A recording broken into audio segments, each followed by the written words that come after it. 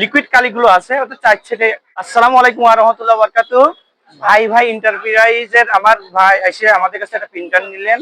প্রিন্টারের ক্ষেত্রে আপনার অবশ্যই যে জিনিসটা আপনার মাথায় রাখবেন, এখানে আপনারা দেখতে পাচ্ছেন এখানে কেবল গুলো থাকবে সবগুলো। এখানে কিন্তু একটা অরিজিনাল কেবল থাকবে এবং একটা প্রিন্টার পাওয়ার কেবল থাকবে অরিজিনাল।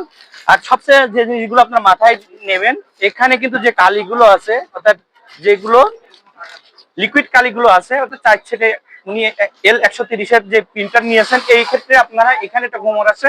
অবশ্যই আপনারা প্রথমত ইনটেক নেবেন এবং ওখানে যে কালিগুলো আছে সব দেখে শুনে অরিজিনাল গুলো নেবেন। আর একটা বিষয় বলি, এখানে ভাই সামনে এগুলো কিন্তু সব ইনটেক থাকবে, প্রত্যেকটাই কিন্তু এইভাবে ইনটেক থাকবে, অর্থাৎ নতুন আপনারা বুঝতে পারবেন। আর আপনারা যেখান থেকে নেন, আমাদের মূলত পিসি বিল্ডার হাউস, আমরা কিন্তু আপনার প্রিন্টার থেকে শুরু করে ল্যাপটপ থেকে শুরু করে ইনশাল্লাহ আমাদের কাছে আপনারা আসলে ইনশাল্লাহ সব ধরনের প্রোডাক্ট দিয়ে, সব ধরনের সার্ভিস দিয়ে ইনশাল্লাহ আমরা আপনাদের পাশে থাকবো।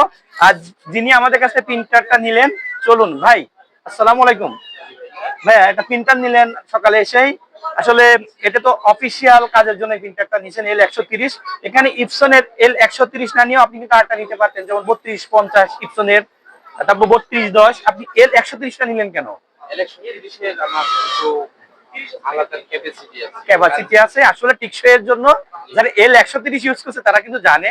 এখানে আপনারা যখন প্রিন্টার গুলো যখন টেকসই প্রিন্টার বা রাফ ইউজ করার জন্য প্রিন্টার গুলো নেবেন, তখন দুইটা প্রিন্টারের ক্ষেত্রে আপনারা গুরুত্ব দেবেন, একটা হলো ইপসন আর একটা হলো ক্যানন।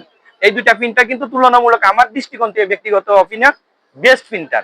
L130 প্রিন্টারে আপনারা সব ধরনের প্রিন্টের কাজগুলো করতে পারবেন, কালার প্রিন্টের কাজ করতে পারবেন, শুধু আপনারা স্ক্যান করতে পারবেন না। আর যারা স্ক্যান করতে চান তারা কিন্তু ইপসনের একটা প্রিন্টার আছে 3210। আর যারা আরো একটু আপডেট নিতে পারেন 3250 নিয়ে আপনার প্রিন্টারটাকে বেস্ট একটা প্রিন্টার হিসেবে নিতে পারেন।